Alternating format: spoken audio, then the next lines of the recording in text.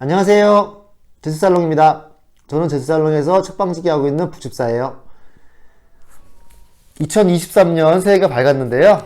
1월달 이달의 책 소개하려고 찾아왔어요. 네, 이번에도 3권 정도 가져왔습니다. 이렇게 되는데요.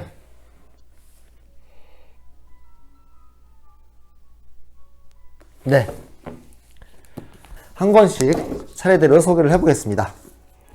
첫 번째로 너무나도 여러분들이 잘 아시는 김영하 작가님의 작별 인사예요. 요즘 김영하 작가님 알쓰린잡에서 대활약을 하고 계시죠. 말씀도 잘 하시고 그리고 글도 잘 쓰시고 이제는 소설가에서 거의 셀럽의 단계로 이렇게 유명한 분이 되지 않으셨나 싶은데요. 저는 개인적으로 김영하 작가님 오랜 팬이에요. 그래서 예전부터 김영하 작가님 책을 읽으면서 많이 위로도 받고 공감도 하고 제 취미생활을 아주 풍요롭게 해주었던 작가님 중에 한 분인데요. 김영하 작가님이 다방면에 관심이 많으셔서 그런지 소설도 굉장히 여러가지 주제에 여러가지 장르로 소설을 써오고 계신데 이번에는 SF 장르에 도전을 하셨어요. AI가 활개를 치는 근미래를 상정을 하고 있는 SF 소설인데요. 이야기 자체가 재밌어서 그 김영하 작가님 소설 특유의 그 아주 빠른 몰입감을 가질 수 있는 소설이었고요. 그래서 저도 그래서 정신줄을 놓고 막 읽었던 기억이네요. 요즘에 SF가 각광받는 장르이기도 하고 소설뿐만이 아니라 이제 영화나 드라마로도 많이 제작이 되는데요. 우리가 예전부터 상상했었던 어떤 그 미래의 모습?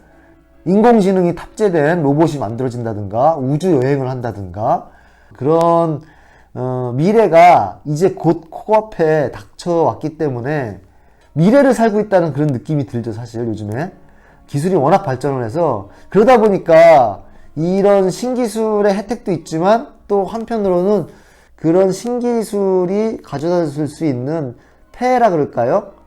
혹은 윤리적인 문제라 그럴까? 여러 가지 문제점들에 대한 우려도 있고, 이런 그 SF물들의 어떤 그 시각이 낙관적인 시각보다는 이제 조금은 우려에 섞인 시각, 유토피아보다는 디스토피아의 미래, 이런 것들을 상정하고 있는 경우가 많죠. 역시나 이제 김영하 작가님의 이번 소설도 우리가 사이보그라고 이제 얘기하는,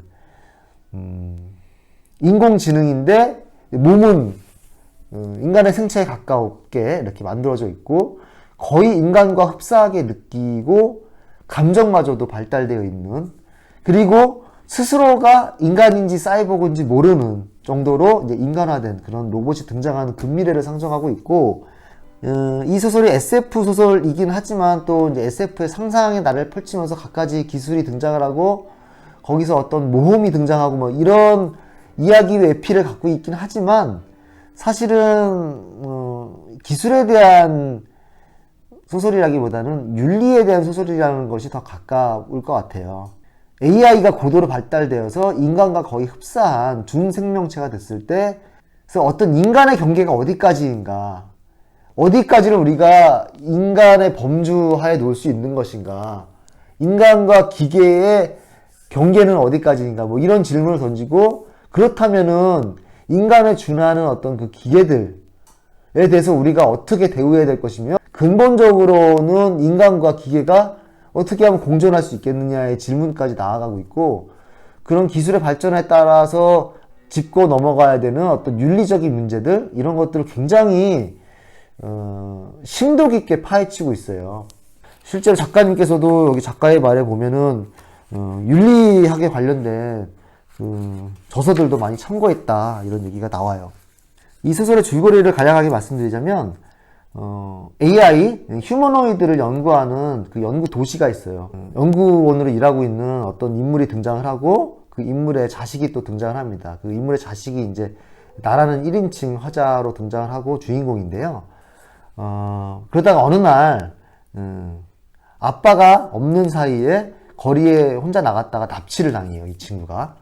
휴머노이드들 쓰레기장 같은데 창고 같은데 이제 갇히게 돼서 거기서 다른 기계들도 있고 인간도 있는, 여기서 이제 친구들을 만나게 되고 거기서 탈출을 하려고 시도를 하면서 겪어나가는 이야기들이에요. 인간 문명에 대항하는 기계 집단체를 만나게 돼요. AI 지성 집단체라 그럴까요? 그들을 만나게 되고, 달마라는 이름의 리더를 만나게 되고, 그러면서 인간과 기계의 공존이나 인간과 기계의 어떤 경쟁, 종족으로서의 경쟁에 대한 뭐 이야기를 나누고 고민을 하고 막 이런 과정입니다. 결국에는 인간이란 무엇인가, 인간과 기계는 왜 다른가, 어떤 점에서 다른가, 그 인간이 언젠가는 태어나면 언젠간 죽게 돼 있는데 그런 죽을 수밖에 없는 운명, 그 유한성을 벗어나려고 하잖아요, 인간이.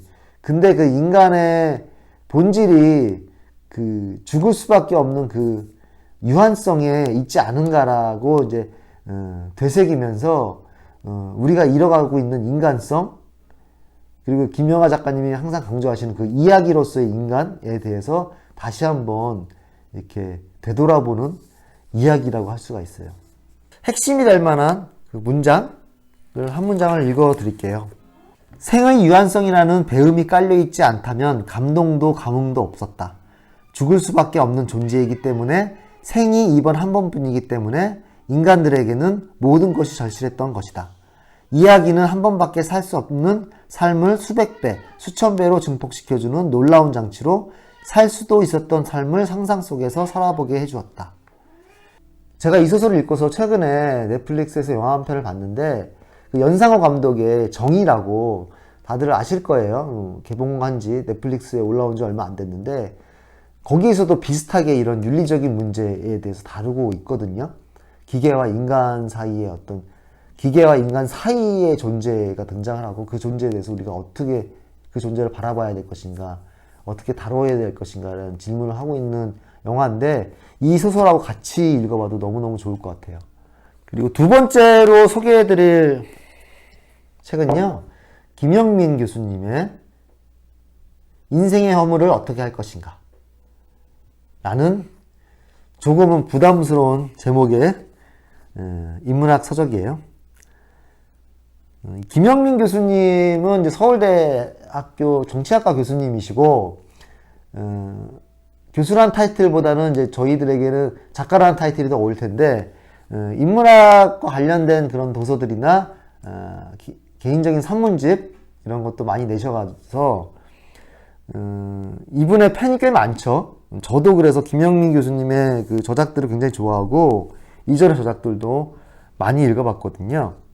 특히나 이제 제가 요즘에 항상 말씀드렸던 허무, 무기력 이런 쪽에 제가 관심이 많은 주제인데, 마침 이런 제목의 책을 내셔서 꼭 읽어봐야겠다, 빨리 읽어봐야겠다라고 하고 있었는데, 역시나 이제 김영민 교수님의 이제 필력이 워낙 대단하시고, 이분의 그 식견이라 그럴까요? 예술 작품들, 미술이나 영화나 드라마나 다른 소설이나 뭐 음악이나 이분의 어떤 그 문화적인 식견이 굉장히 넓어서 여러 가지 그 작품들, 예술 작품들을 가져와서 자신이 하고 싶은 이야기를 하는데, 이분의 통찰뿐만 아니라 식견을 보는 어떤 그런 재미도 있고요. 그래서 어떤 작품의 어떤 이야기를 통해서 어떤 우리가 통찰을 얻고 어떤 깨달음을 얻고 뭐 그런 이야기들이 많이 등장을 해요.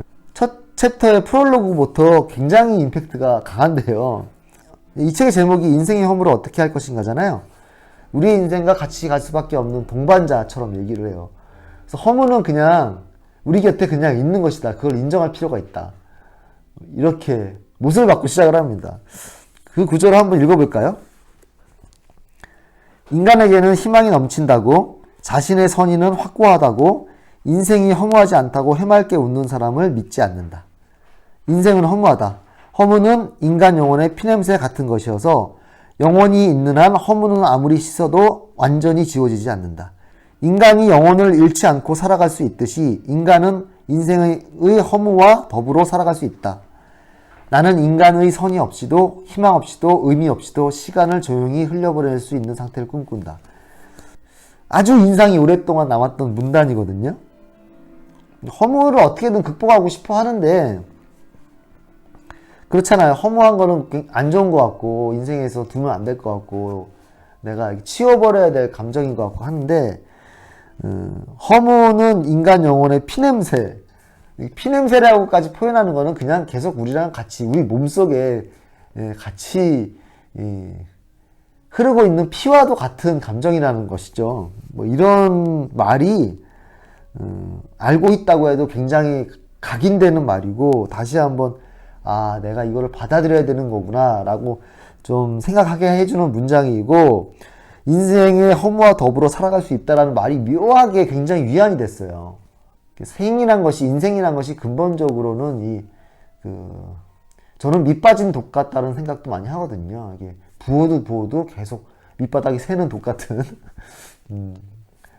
근데 그런 것들에 대해서, 그런 것들을 생각하면 굉장히 허무해지고 무기력해지는데, 그냥 그것을 받아들이고 더불어 살아가는 삶의 태도가 필요하다는 말이 되게 큰 위로가 됐었고, 그 다음에 선의 없이도, 인간의 선이 없이도, 희망 없이도, 의미 없이도, 이런 말은 조금 이제 약간은 좀 어떻게 보면 극단적인 말일 수 있는데, 위험한 말일 수도 있는데, 요즘에 저희들이 이제 보면 인간의 선의를 쉽사리 믿을 수 없겠다 싶은 마음이 드는 그런 시대라고 생각하거든요. 인간이 어쩌다가 이 지경까지 됐는가라는 생각도 들기도 하고요.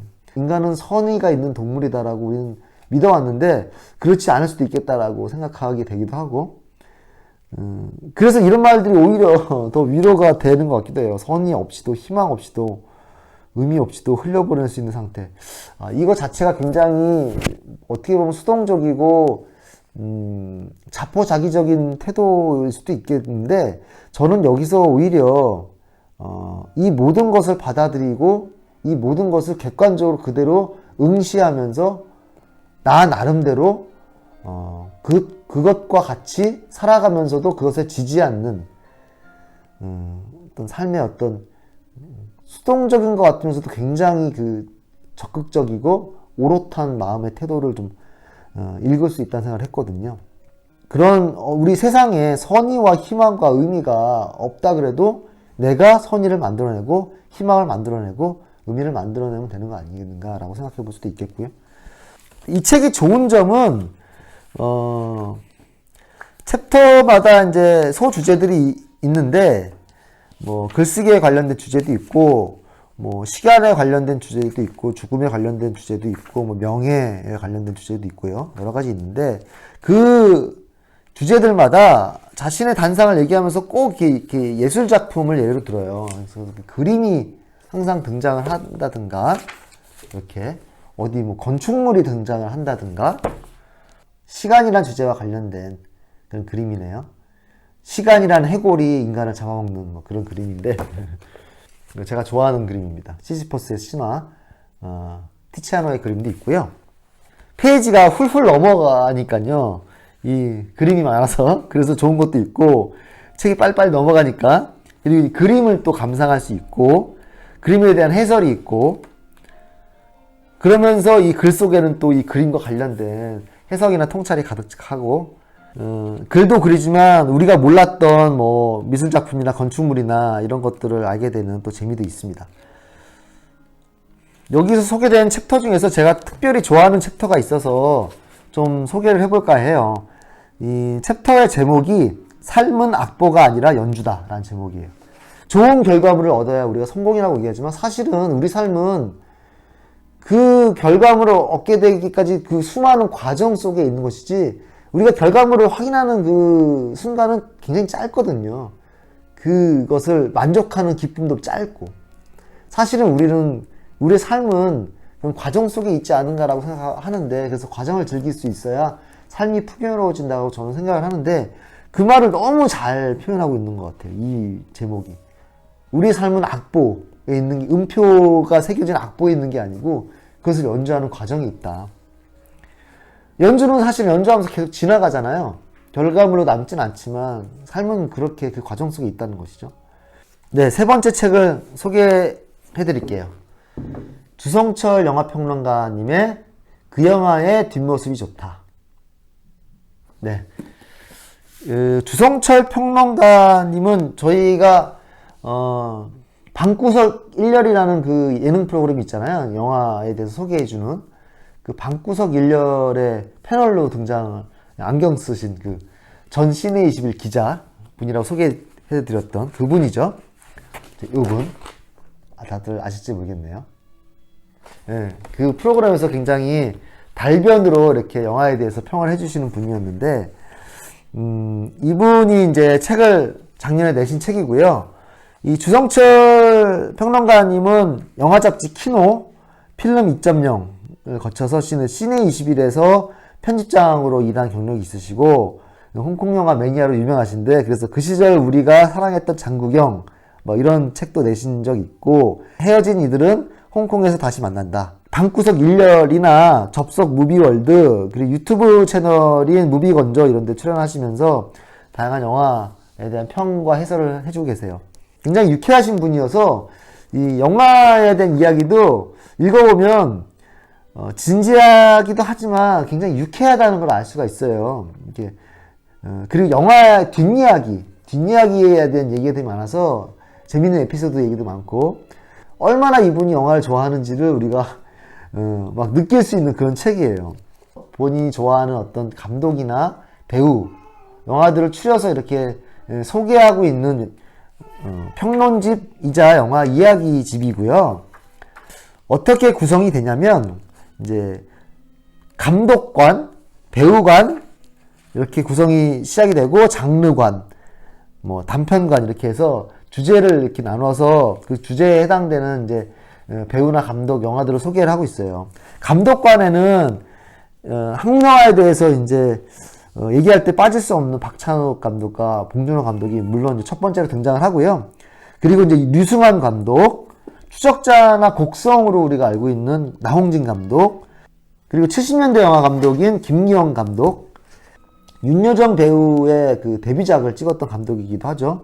외국의 감독들로는 고레에다 히로카즈, 최근에 브로코를 만드신, 그리고 요르고스 란티모스는 뭐 더 랍스터로 잘 알려져 있죠.